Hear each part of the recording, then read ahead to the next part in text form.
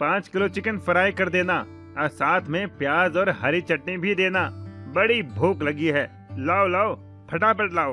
अरे सूरज भाई, आज तो एकदम डोला शोला चमक रहा है। लगता है अभी अभी जिम करके आ रहे हो।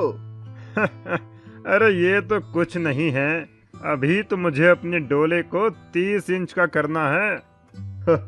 अरे सूरज भाई, 30 इंच की तो मेरी कमर है। और अगर 30 इंच का डोला बना लोगे तो खाना खाने के लिए हाथ मुंह तक ही नहीं जा पाएगा। वो सब मैं बाद में देखूंगा। लाओ जल्दी मेरा चिकन फ्राई ले आओ। ठीक है, अभी लाया। दुकानदार जाता है और एक बड़े से बर्तन में ढेर सारा चिकन लाता है। ये देखकर नमन, अरे भाई, तुम्हारे और दोस्त भी आ रहे हैं क्या, जो इतना सारा चिकन ले लिया है? अरे नहीं नहीं, ये तो मेरा अकेले का खाना है। लगता है तुम इस गांव में नए आए हो। हाँ, मैं इस गांव में नया आया हूँ। ओह अच्छा, मैं तो खाने के ऊपर फूड चैलेंज गेम भी खेलता हूँ। आज तक मुझे कोई हरा नहीं पाया है।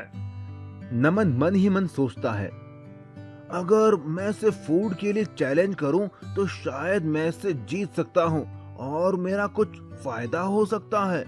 अच्छा, तो ऐसी बात है क्या? मैं तुम्हें चुनौती देता हूं। मैं तुम्हें खाने में आसानी से हरा दूंगा। जितना तुम खाओगे उससे ज्यादा ही खाकर दिखाऊंगा। क्या कहा? तुम तुम मुझे चुनौती दे रहे हो, वो भी खाने में? अरे अपना साइज देखा है क्या? तुम्हारे पेट से बड़ा तो मेरा सर है। हो, मैं तुम्हें खाने में हरा दूंगा। ठीक है, तो कल इसी टाइम होटल पर आ जाओ। तुम्हें भी देख लेता हूँ कितने बड़े तेज मारखा हो तुम। ठीक है, लेकिन मेरी कुछ शर्त है। ठीक है, बताओ क्या शर्त है तुम्हारी? अरे, अगर मैं जीत गया तो तुम्हें मुझे रहने के लिए एक घर देना होगा और खाने के बीच में हम ब्रेक भी ले सकते हैं। ठीक है, तुम्हारी दोनों शर्तें मुझे मंजूर है।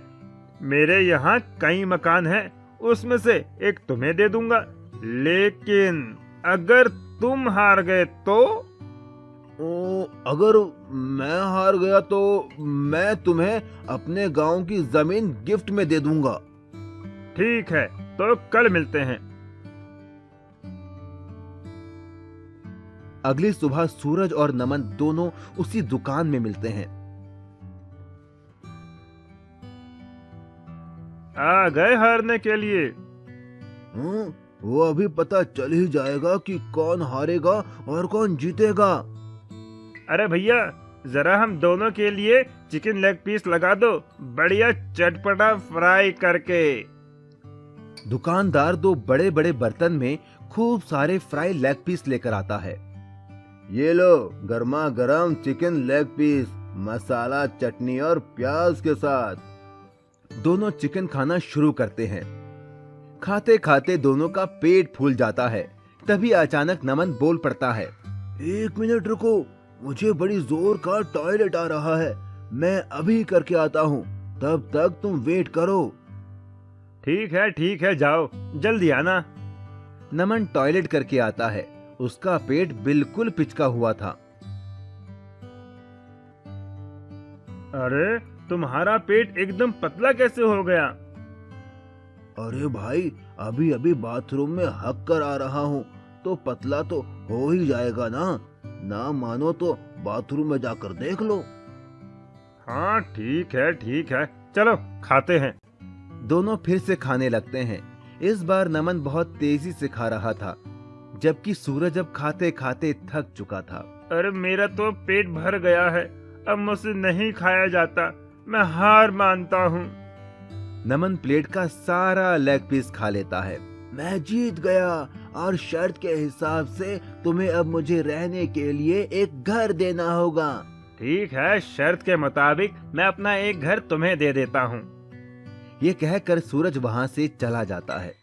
दुकानदार, अरे भैया, तुमने उस पहलवान को हरा दिया, यकीन नहीं होता। आखिर इसका राज क्या है? उसकी बात सुनकर नमन अपने जुड़वा भाई अमन को आवाज देता है। ये मेरा जुड़वा भाई अमन है। जब खाते खाते मेरा पेट भर गया था तो मैं बहाना बनाकर बाथरूम गया और अपनी जगह अपने जुड़वा भाई अमन को भेज दिया और वो सारा लेग पीस खा गया और इस तरह मैंने उस सूरज को हरा दिया। इतना कहकर नमन और अमन खुशी खुशी वहां से चले गए। मैजिकल हैन। उत्तर प्रदेश के गांव में अब्दुल नाम का एक मेहनती इंसान रहता था जो ऑमलेट बेचकर अपना घर चलाता था। उसकी एक रजिया नाम की लड़की थी जिसका सपना था डॉक्टर बनने का और वो उसके लिए दिन रात मेहनत करती थी। वो जब भी अपने पापा का हाथ बटाने आती तो उसके पिताजी मना कर देते। नहीं बेटी, तुम ये ऑमलेट मत बनाओ, तुम्हें तो बड़े होकर डॉक्टर बनना है। ठीक है पिताजी, लेकिन जिस दिन मैं डॉक्टर बन जाऊंगी आपको काम नहीं करने दूंगी, आप बस आराम करना। पर एक दिन कुछ ऐसा हुआ कि रजिया के डॉक्टर बनने का सपना टूट सा गया। रजिया के पिता का एक्सीडेंट हो गया और डॉक्टर ने उन्हें 2 साल तक बिस्तर से उठने के लिए मना कर दिया। रजिया को ऑमलेट बनाना आता ही नहीं था, ना ही वो ठेला लगा सकती थी, इसीलिए वो जंगल जाकर लकड़ियां बिनकर लाती और उन्हें शहर में बेचकर अपने परिवार का पेट पालती। उसकी पढ़ाई भी पूरी तरह छूट गई। एक बार जब वो लकड़ियां बिनने पास के जंगल गई तो उसे किसी के रोने की आवाज आई। मुझे बचाओ, मुझे बचाओ, बचाओ मुझे। रजिया दौड़कर उस आवाज की ओर गई। उसने देखा एक अजीब सी दिखने वाली बूढ़ी औरत रो रही थी। उसके पूरे शरीर पर घाव और फोड़े थे। उसने जाकर उससे पूछा, माँ जी, आपको क्या हुआ है? मुझे एक बहुत खतरनाक बीमारी है जिस वजह से मेरा शरीर धीरे धीरे गल रहा है। अगर पास वाली पवित्र नदी से पानी लाकर मुझ पर छिड़का जाए तो मैं ठीक हो जाऊंगी, लेकिन एक शर्त है। कैसी शर्त माँ जी? मैं तो उस पानी से ठीक हो जाऊंगी, लेकिन मुझको ठीक करने वाले इंसान को ये बीमारी हो जाएगी। रजिया ने कुछ सोचा और कहा, कोई बात नहीं, मैं आपको यूँ दर्द में नहीं देख सकती। आप मेरी दादी की उम्र की हो, मैं आपकी बीमारी लेने को तैयार हूँ। इतना कहकर वो जाने लगी, लेकिन तभी उस बूढ़ी औरत ने उसे रोका और वो औरत एक खूबसूरत परी में बदल गई और रजिया से बोली, मैं तो बस तुम्हारी परीक्षा ले रही थी। आज तक तुम जैसा भला इंसान मैंने कभी नहीं देखा जो दूसरों का दर्द और बीमारी अपने ऊपर ले। बोलो, तुम्हें क्या तकलीफ है? फिर रजिया ने सारी बात परी को बताई कि कैसे पिता का ऑमलेट का ठेला ना लग पाने की वजह से उनका परिवार भूखा मर रहा है। उसकी बात सुनकर उस परी ने एक मुर्गी रजिया को देकर कहा, ये एक जादुई मुर्गी है, बाकी मुर्गियाँ तो सिर्फ अंडे देती हैं, ये मुर्गी तो सीधा ऑमलेट देगी, वो तुम जितने चाहोगी उतने। रजिया उस जादुई मुर्गी को लेकर घर आ गई और उसने फिर से ठेला लगाना शुरू कर दिया। वो एक कमरे में मुर्गी को छिपाकर ऑमलेट बनाने का नाटक करने लगी ताकि किसी को जादुई मुर्गी का पता ना चले। वो मुर्गी दिन में जितने ऑमलेट चाहे उतने देती। यही नहीं, उसके ऑमलेट सबसे टेस्टी थे। इस वजह से बाकी ऑमलेट बेचने वालों के यहाँ लोगों ने आना बंद कर दिया। इस बात से जलकर उनके पड़ोसी सलमान ने चुपके से उस कमरे में झांका तो उसे वो जादुई मुर्गी दिख गई। उसके मन में लालच आ गया और वो मुर्गी चुराकर घर ले आया। अब मैं भी इस जादुई मुर्गी से ऑमलेट बनाकर बेचूंगा और अमीर बन जाऊंगा। चल मुर्गी, वैसा ही टेस्टी ऑमलेट दे और मुझे अमीर बना दे। लेकिन उस जादुई मुर्गी ने बदले में उसे इतना कड़वा और बदबूदार ऑमलेट दिया जिसे खाकर लोगों ने उल्टी के साथ ही लालची सलमान की पिटाई लगा दी और वो जादुई मुर्गी वापस रजिया के घर चली गई। रजिया फिर से जादुई मुर्गी का ऑमलेट बेचकर पैसे कमाने लगी और एक दिन डॉक्टर बन गई। उसके पिता अब्दुल भी ठीक हो गए। इसके बाद रजिया ने उस मुर्गी को जाने की इजाजत दे दी क्योंकि अब वो मेहनत करके पैसा कमा सकती थी। Underground food challenge. एक गांव में एक हुक्कू नाम का आदमी रहता था। वो देखने में हट्टा कट्टा मोटा तगड़ा था। हुक्कू बहुत ज्यादा खाने का शौकीन था। हुक्कू अपने खाने की वजह से पूरे गांव में मशहूर था। वो लोगों के साथ तरह तरह के फूड चैलेंज करता था और जीतता भी था। हुक्कू ने एक कुत्ता भी पाला हुआ था। वो जिस भी फूड चैलेंज में जाता अपने कुत्ते को साथ लेकर जाता। उसी गांव में सोनू नाम का एक आदमी अपनी बीवी कविता के साथ रहता था। सोनू एक गरीब आदमी था, लेकिन वो अक्लमंद था। एक दिन हुक्कू ढाबे पर बैठकर चाय पी रहा था। तभी वहाँ सोनू आता है और वो एक कप चाय लेकर पीने लगता है। अरे, तुम तो वही हो ना जो लोगों के साथ तरह तरह के फूड चैलेंज रखता है? हाँ, तुमने सही पहचाना, मेरा नाम हुक्कू है।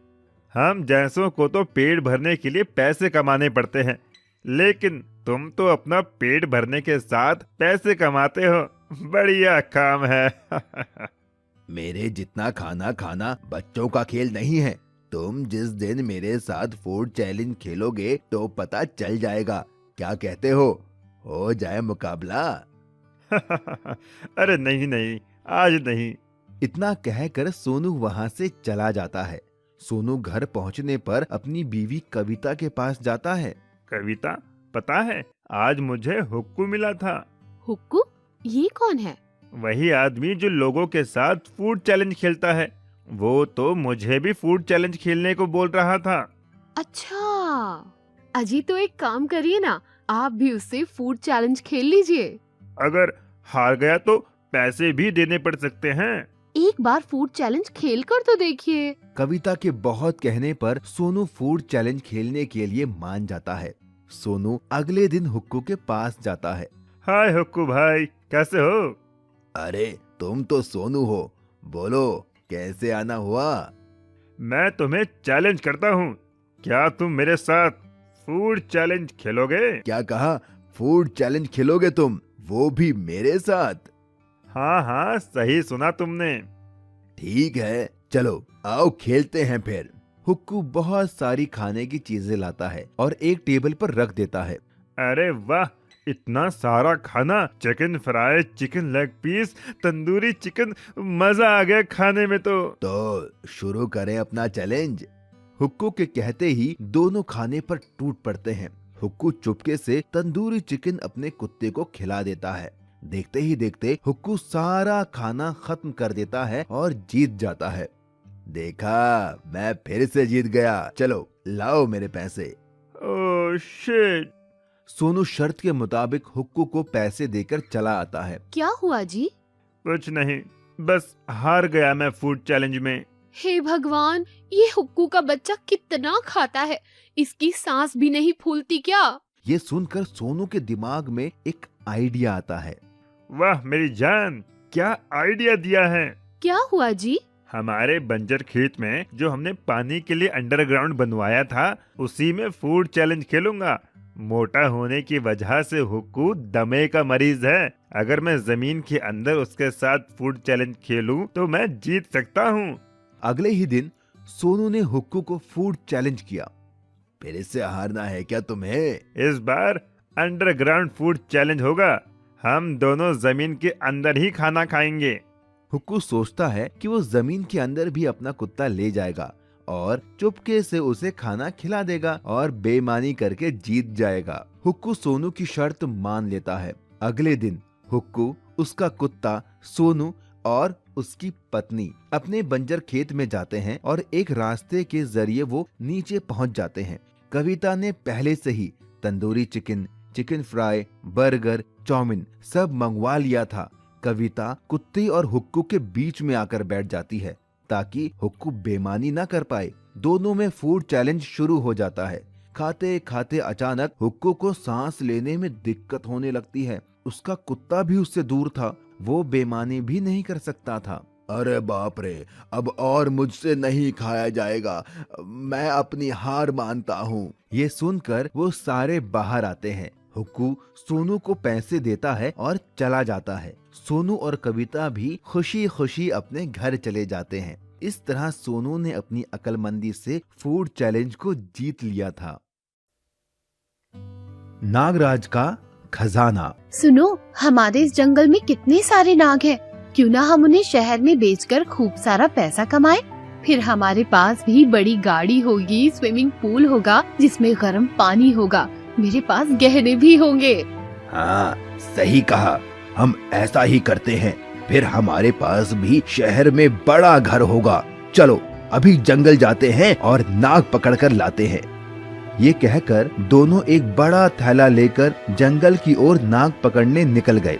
लेकिन उनकी ये बात उनके पड़ोस में रहने वाली एक लड़की सीता ने सुन ली और उसने अपने पिता को बताया।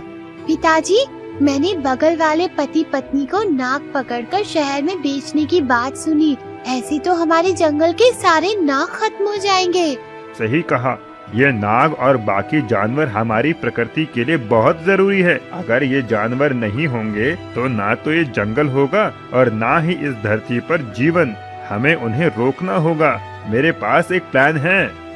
इतना कहकर वो बाप बेटी उन पति पत्नी से नागों को बचाने के लिए उनके घर के पीछे झाड़ियों में छिप गए। थोड़ी ही देर में वो पति पत्नी अपने बड़े से थैले में ढेर सारे नाग नागिन पकड़कर ले आए और उन्हें आंगन में रखकर सुबह शहर में बेचने का प्लान करने लगे और धीरे धीरे दोनों सो गए। लेकिन जैसे ही वो सोए, सीता और उसके पिता उन पति पत्नी के घर चुपके से पहुंच गए और चुपके से उनके नागों का वो थैला उठा ले आए। पिताजी, हमने नाग लालचियों के घर से चुरा तो लिए, लेकिन अब इनको करेंगे क्या? मैं जंगल में एक जगह जानता हूँ जहाँ सांपों के घर बने हुए हैं। हम इन नागों को वहीं आजाद कराते हैं। ये कहकर वो दोनों घने जंगल की ओर चल दिए और उन्होंने वो थैला खोलकर उन नागों को आजाद कर दिया। लेकिन जैसे ही वो नाग बाहर आए, वो सारी जगह हीरे जवाहरात, सोने, चांदी और ढेर सारे पैसों से भर गई।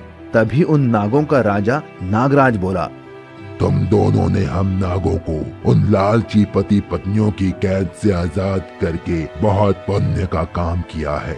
मैं नागों का राजा नागराज हूँ और मैं अपना ये सारा खजाना तुम्हें देता हूँ। तुम ये ले जाओ और अपनी बाकी की जिंदगी आराम से जीना।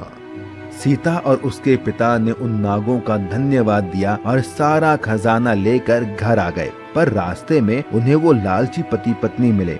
उन्होंने उनसे पूछा कि वो ये खजाना कहाँ से लाए। जब सीता और उसके पिता ने उन्हें कुछ नहीं बताया तो वो उनके पैरों के निशान का पीछा करते हुए उस जगह पर पहुँच गए जहाँ वो खजाना था। और जैसे ही उन्होंने नागराज का वो खजाना देखा, वो खुश हो गए। वाह, यहाँ तो कितना सारा खजाना है। हम ये खजाना ले लेते हैं और मजे से जिंदगी काटेंगे। हाँ, चलो ये खजाना ले चलते हैं। लेकिन वो नहीं जानते थे कि नागराज ने उन्हें फंसाने के लिए ये जाल बिछाया था। जैसे ही उन लालची पति पत्नी ने वो खजाना छुआ, वो खजाना गायब हो गया और वहाँ वो सारे नाग आ गए जिन्हें उन्होंने पकड़ा था और सब ने उन्हें अपना बदला लेने के लिए डस लिया और उन्हें उनके पापों की सजा मिल गई।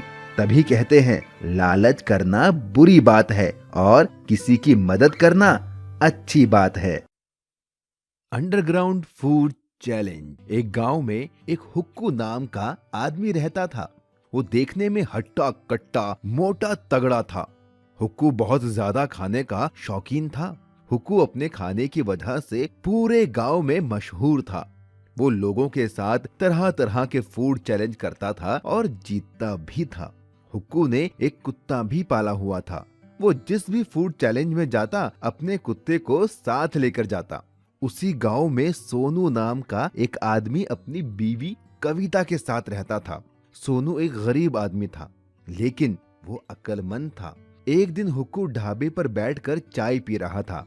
तभी वहाँ सोनू आता है और वो एक कप चाय लेकर पीने लगता है। अरे, तुम तो वही हो ना जो लोगों के साथ तरह तरह के फूड चैलेंज रखता है? हाँ, तुमने सही पहचाना। मेरा नाम हुक्कू है। हम जैसों को तो पेट भरने के लिए पैसे कमाने पड़ते हैं, लेकिन तुम तो अपना पेट भरने के साथ पैसे कमाते हो। बढ़िया काम है। मेरे जितना खाना खाना बच्चों का खेल नहीं है। तुम जिस दिन मेरे साथ फूड चैलेंज खेलोगे तो पता चल जाएगा। क्या कहते हो जाए मुकाबला? अरे नहीं नहीं, आज नहीं। इतना कहकर सोनू वहाँ से चला जाता है। सोनू घर पहुँचने पर अपनी बीवी कविता के पास जाता है। कविता, पता है आज मुझे हुक्कू मिला था। हुक्कू? ये कौन है? वही आदमी जो लोगों के साथ फूड चैलेंज खेलता है। वो तो मुझे भी फूड चैलेंज खेलने को बोल रहा था। अच्छा। अजी तो एक काम करिए ना, आप भी उससे फूड चैलेंज खेल लीजिए। अगर हार गया तो पैसे भी देने पड़ सकते हैं। एक बार फूड चैलेंज खेल कर तो देखिए। कविता के बहुत कहने पर सोनू फूड चैलेंज खेलने के लिए मान जाता है। सोनू अगले दिन हुक्कू के पास जाता है। हाय हुक्कू भाई, कैसे हो? अरे तुम तो सोनू हो, बोलो कैसे आना हुआ? मैं तुम्हें चैलेंज करता हूँ, क्या तुम मेरे साथ फूड चैलेंज खेलोगे? क्या कहा? फूड चैलेंज खेलोगे तुम, वो भी मेरे साथ? हाँ हाँ, सही सुना तुमने। ठीक है, चलो आओ खेलते हैं फिर। हुक्कू बहुत सारी खाने की चीजें लाता है और एक टेबल पर रख देता है। अरे वाह, इतना सारा खाना, chicken fry, chicken leg piece, tandoori chicken, मजा आ गया खाने में तो शुरू करें अपना चैलेंज। हुक्कू के कहते ही दोनों खाने पर टूट पड़ते हैं। हुक्कू चुपके से तंदूरी चिकन अपने कुत्ते को खिला देता है। देखते ही देखते हुक्कू सारा खाना खत्म कर देता है और जीत जाता है। देखा, मैं फिर से जीत गया, चलो लाओ मेरे पैसे। Oh shit. सोनू शर्त के मुताबिक हुक्कू को पैसे देकर चला आता है। क्या हुआ जी? कुछ नहीं, बस हार गया मैं फूड चैलेंज में। हे भगवान, ये हुक्कू का बच्चा कितना खाता है, इसकी सांस भी नहीं फूलती क्या? ये सुनकर सोनू के दिमाग में एक आइडिया आता है। वाह मेरी जान, क्या आइडिया दिया है। क्या हुआ जी? हमारे बंजर खेत में जो हमने पानी के लिए अंडरग्राउंड बनवाया था, उसी में फूड चैलेंज खेलूंगा। मोटा होने की वजह से हुक्कू दमे का मरीज है। अगर मैं जमीन के अंदर उसके साथ फूड चैलेंज खेलूं तो मैं जीत सकता हूं। अगले ही दिन सोनू ने हुक्कू को फूड चैलेंज किया। फिर इससे हारना है क्या तुम्हें? इस बार अंडरग्राउंड फूड चैलेंज होगा।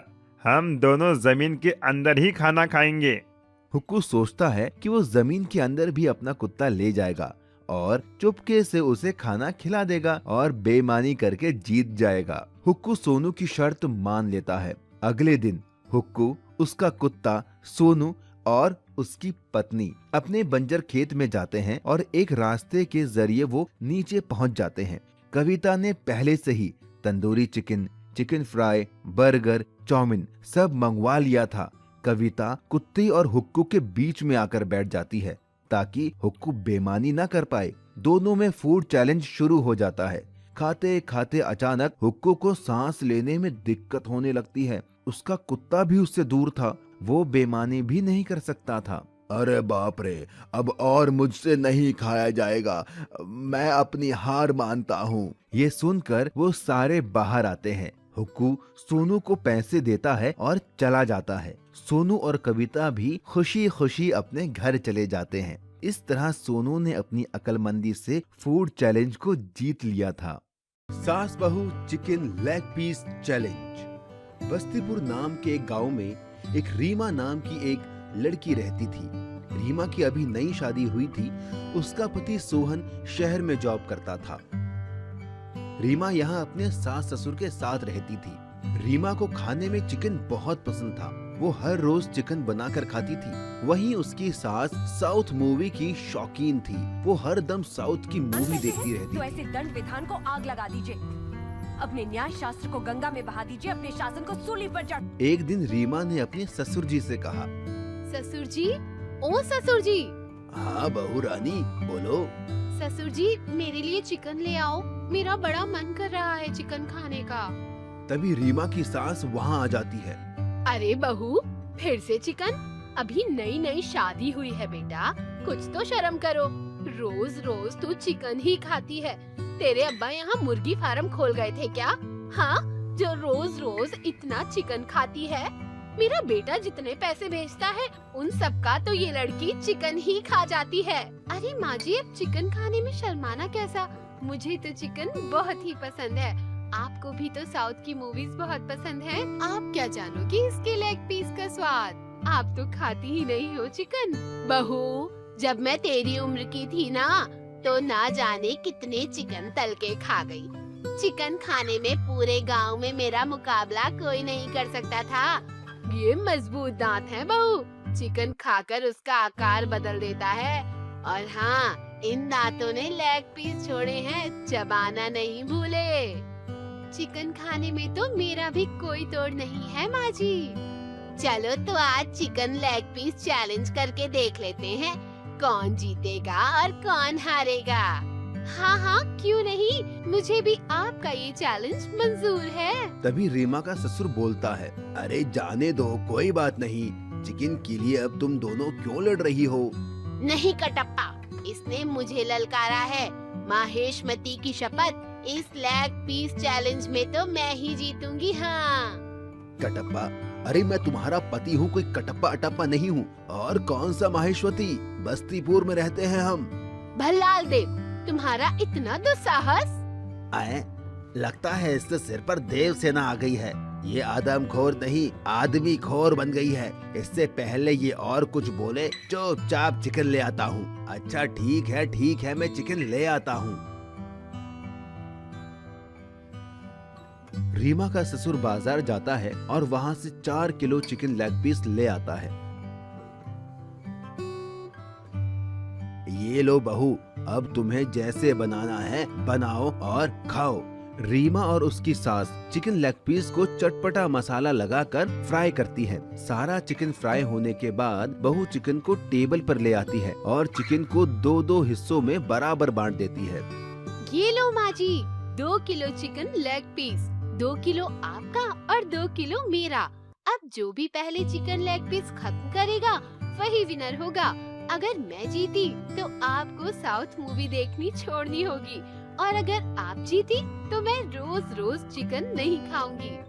ठीक है, मंजूर है मुझे।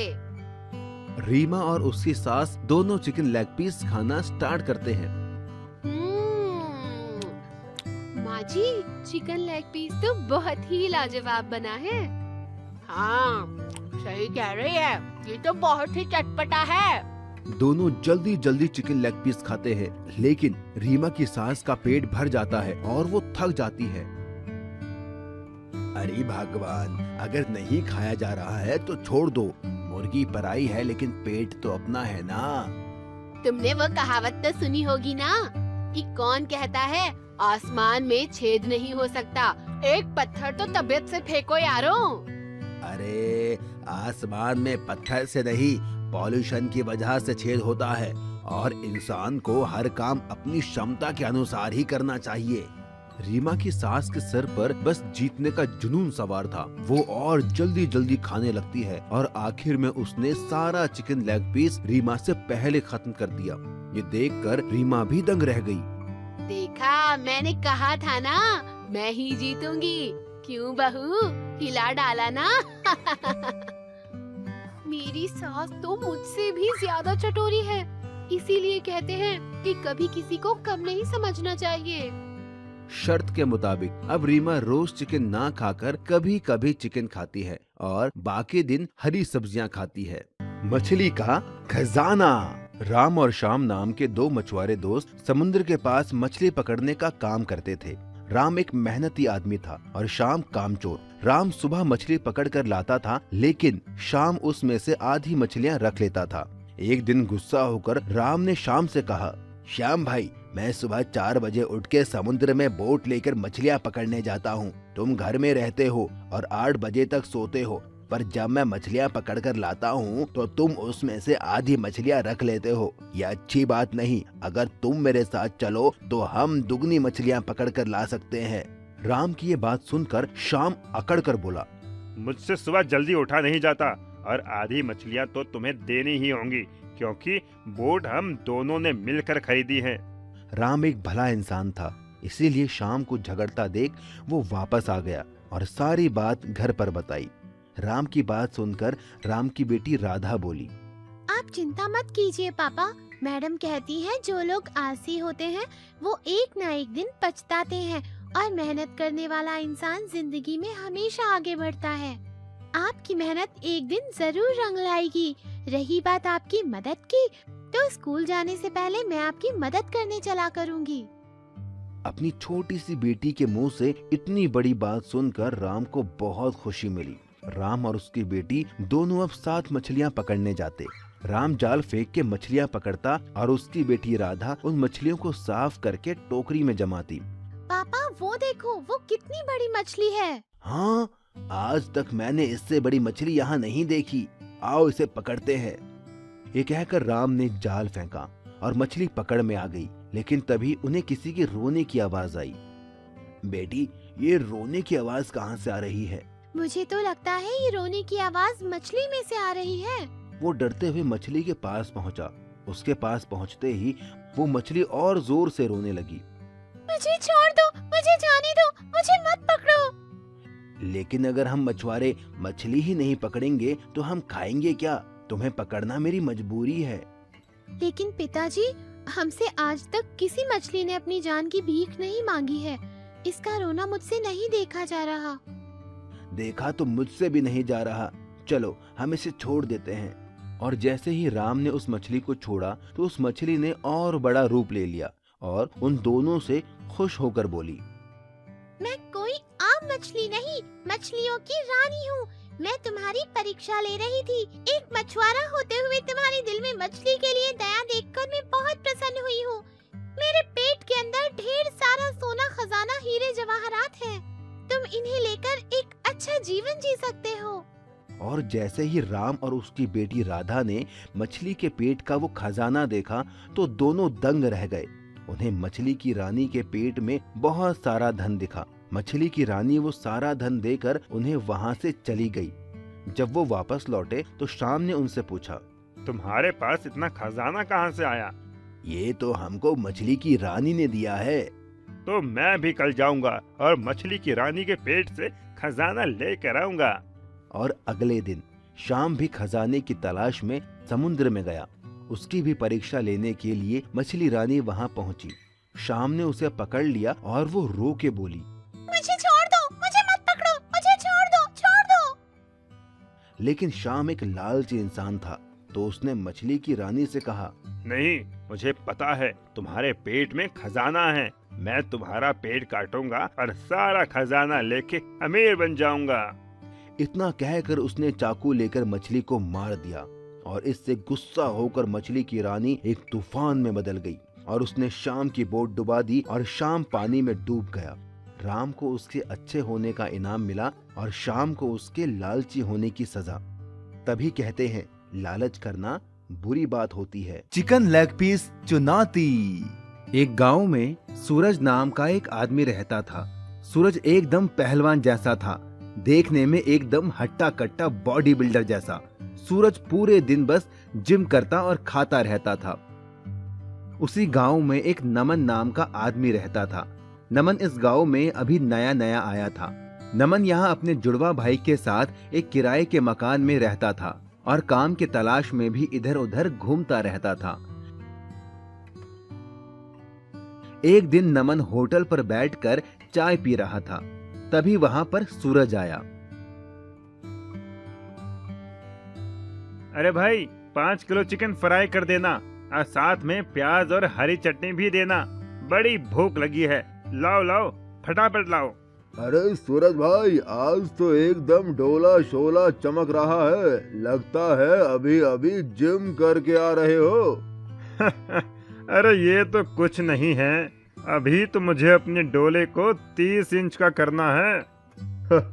अरे सूरज भाई, 30 इंच की तो मेरी कमर है। और अगर 30 इंच का डोला बना लोगे तो खाना खाने के लिए हाथ मुंह तक ही नहीं जा पाएगा। वो सब मैं बाद में देखूंगा। लाओ जल्दी मेरा चिकन फ्राई ले आओ। ठीक है, अभी लाया। दुकानदार जाता है और एक बड़े से बर्तन में ढेर सारा चिकन लाता है। ये देखकर नमन, अरे भाई, तुम्हारे और दोस्त भी आ रहे हैं क्या, जो इतना सारा चिकन ले लिया है? अरे नहीं नहीं, ये तो मेरा अकेले का खाना है। लगता है तुम इस गांव में नए आए हो। हाँ, मैं इस